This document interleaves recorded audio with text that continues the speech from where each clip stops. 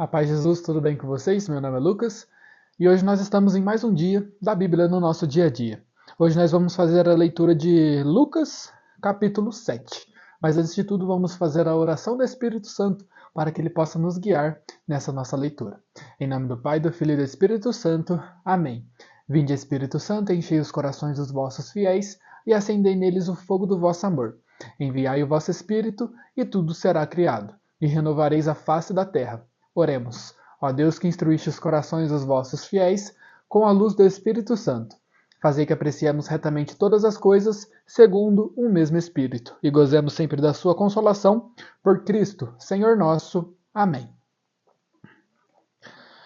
Quando terminou de falar estas palavras ao povo que o escutava, Jesus entrou em Cafarnaum. Havia um centurião que tinha um servo, a quem estimava muito e estava doente, à beira da morte. Tendo ouvido falar de Jesus, o centurião mandou alguns anciões dos judeus pedir-lhe que viesse curar o seu servo. Quando eles chegaram a Jesus, recomendaram com insistência: ele merece este favor, porque ama o nosso povo. Ele até construiu uma sinagoga para nós. Jesus foi com eles. Quando já estava perto da casa, o centurião mandou alguns amigos dizer-lhe: Senhor, não te incomodes, pois não sou digno de que entreis em minha casa. Por isso, nem fui pessoalmente ao teu encontro, mas dize uma palavra, e meu servo ficará curado. Pois eu, mesmo na posição de subalterno, tenho soldados, sob as minhas ordens, e se eu ordeno a um, vai, ele vai, e a outro, vem, ele vem. E se digo a meu escravo, faze isto, ele faz. Ao ouvir isso, Jesus ficou admirado. Voltou-se para a multidão que o seguia e disse: Eu vos digo que nem mesmo em Israel encontrei uma fé tão grande. Aqueles que tinham sido enviados voltaram para a casa do centurião e encontraram o servo em perfeita saúde. Em seguida, Jesus foi a uma cidade chamada Naim.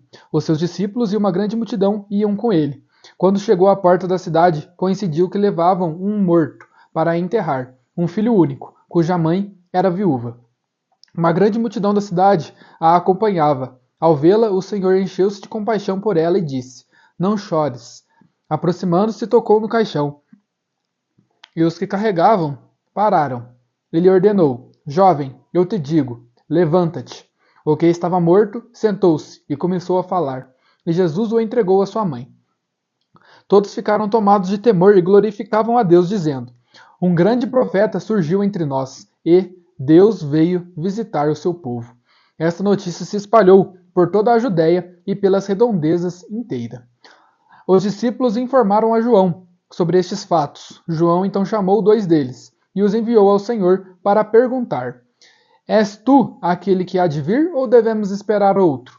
Eles foram ter com Jesus e disseram: João Batista nos mandou a ti para perguntar se tu és aquele que há de vir ou se devemos esperar algum outro. Naquela ocasião, Jesus havia curado a muitos de suas doenças, moléstias e espíritos malignos, e proporcionado a vista a muitos cegos. Respondeu, pois: Ide contar a João o que vistes e ouvistes. Cegos recuperaram a vista, paralíticos andam, leprosos são purificados, e surdos ouvem. Mortos ressuscitam, e a pobres se anuncia a boa nova. E feliz de quem não se escandaliza a meu respeito.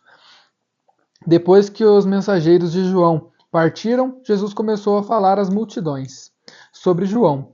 Que foste ver no deserto? Um caniço agitado pelo vento? Que fostes ver? Um homem vestido com roupas finas?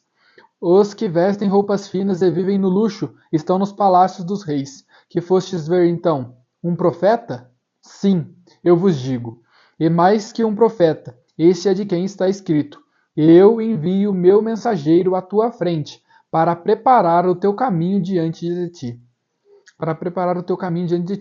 Eu vos digo, entre todos os nascidos de mulher, não há ninguém maior do que João. No entanto, o menor no reino de Deus é maior do que ele.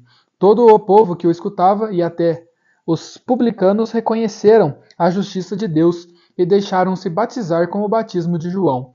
Mas os fariseus e os doutores da lei recusaram ser batizados por João e desprezaram os planos de Deus a respeito deles. Com quem então vou comparar as pessoas dessa geração? Com quem são parecidas? são parecidas com crianças sentadas nas praças, que gritam umas para as outras. Tocamos flautas para vós, e não dançastes. Entoamos cantos de luto, e não chorastes. Veio João Batista, que não come nem bebe vinho, e dizeis, tem um demônio. Veio o Filho do Homem, que come e bebe, e dizeis, é um comilão e beberrão, amigo de publicanos e de pecadores. Ora, a sabedoria é reconhecida por todos os seus filhos. Um fariseu convidou Jesus para jantar. Ele entrou na casa do fariseu e sentou-se à mesa. Havia na cidade uma mulher que era pecadora. Quando soube que Jesus estava à mesa na casa do fariseu, trouxe um frasco de alabastro, cheio de perfume, postou-se atrás aos pés de Jesus e, chorando, lavou-os com suas lágrimas. Em seguida, enxugou-os com seus cabelos, beijou-os e os ungiu com o perfume. Ao ver isso, o fariseu que o tinha convidado comentou: se este homem fosse profeta, saberia quem é a mulher que está tocando nele. É uma pecadora. Então Jesus falou: Simão, tenho uma coisa a te dizer. Ele respondeu: fala, mestre. Certo credor retomou Jesus. Tinha 2 devedores. Um lhe devia 500 moedas de prata e o outro 50. Como não tivessem com que pagar, perdoou a ambos. Qual deles o amará mais? Simão respondeu: aquele ao qual perdoou mais. Jesus lhe disse: julgaste corretamente. Voltando-se para a mulher, disse a Simão: está vendo essa mulher? Quando entrei na tua casa, não me ofereceste água para lavar os pés. Ela, porém, lavou meus pés com lágrimas e os enxugou com seus cabelos. Não me beijaste. Ela, porém, desde que cheguei, não parou de beijar meus pés. Não derramaste óleo na minha cabeça. Ela, porém, ungiu meus pés com perfume. Por isso te digo, os muitos pecados que ela cometeu estão perdoados, pois ela mostrou muito amor. Aquele, porém, a quem menos se perdoa, ama menos. Em seguida, disse a mulher: teus pecados estão perdoados. Os convidados começaram a comentar entre si: quem é este que até perdoa pecados? Jesus, por sua vez, disse à mulher: tua fé te salvou. Vai em paz. Palavra da salvação. Glória a vós, Senhor. Dá um beijo na sua Bíblia, em sinal de respeito às palavras de Deus. Pessoal, vou ler aqui promessa, ordem e princípio eterno para vocês. Promessa. E feliz de quem não se escandaliza a meu respeito. Então, quem não se escandalizar a respeito de Jesus será feliz. Feliz aquele que não se escandaliza por crer em Jesus. Muitas das vezes nós temos vergonha de falar sobre a nossa fé, temos vergonha de mostrar que somos cristãos, mostrar que somos católicos.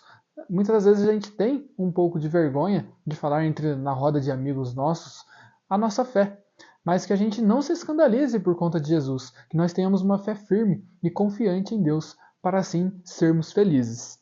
Ordem, não chores. Isso aí ele fala para aquela mãe que viu o seu filho que estava indo para ser enterrado. E logo após Jesus fala: jovem, eu te digo, levanta-te. Então, nós devemos sempre ouvir as ordens de Deus, ouvir o que Ele tem para a nossa vida. Por exemplo, se esse jovem não tivesse o escutado, não teria ressuscitado. Então, que nós possamos sempre ter a voz de Jesus como a nossa guia na nossa vida. Que nós sempre possamos pedir ao Espírito Santo para que Ele possa nos conduzir nos nossos dias, para que Ele possa nos dar ordens, porque as ordens dele nos levarão ao céu. Mais uma ordem: tua fé te salvou, vai em paz. Então, a fé daquela mulher em Deus, a fé dela em Jesus Cristo e os atos que ela fez com essa fé, perdoou os seus pecados, né? Então, tua fé te salvou. E ele dá uma ordem: vai em paz. Então vai, seus pecados foram perdoados. Não fique se queixando, não fique se relembrando desses pecados. Jesus já te lavou de todos eles. Então, quando você for se confessar, confesse, se arrependa daquilo que fez. E depois que sair, não pense mais nesses pecados, porque eles já foram perdoados. E agora vamos para os princípios eternos. Eu vos digo, entre todos os nascidos de mulher, não há ninguém maior do que João. No entanto, o menor no reino de Deus é maior do que ele. Então, Jesus exalta aquele arauto, né, que veio para preparar as veredas, preparar o caminho para que ele pudesse exercer seu ministério. Mas ele dá uma ressalva, né? João é grande, é o maior entre todas as pessoas nascidas de mulher, porém é o menor no reino dos céus. Então o reino dos céus é tão grande, existem tantos anjos, existem tantos querubins, existem tantas coisas, né? Então que a gente possa realmente ver a importância e ver como é bonito, né? Que no céu existem tantas coisas boas, tantas coisas bonitas, tantas coisas harmoniosas, né? Então que nós possamos realmente ir para o céu para contemplarmos tudo isso que tem lá. Mais um princípio eterno: teus pecados estão perdoados. Então, Jesus, ele tem o poder para nos perdoar os pecados. Deus tem o poder para nos perdoar dos pecados. Tem o poder para nos lavar, tem o poder para nos purificar. Então, que nós possamos deixar que Deus tome conta do nosso ser, tome conta das nossas ações, para que assim nós sejamos santificados. Pessoal, muito obrigado por assistirem esse vídeo. A paz de Jesus, salve Maria e tenham um ótimo dia.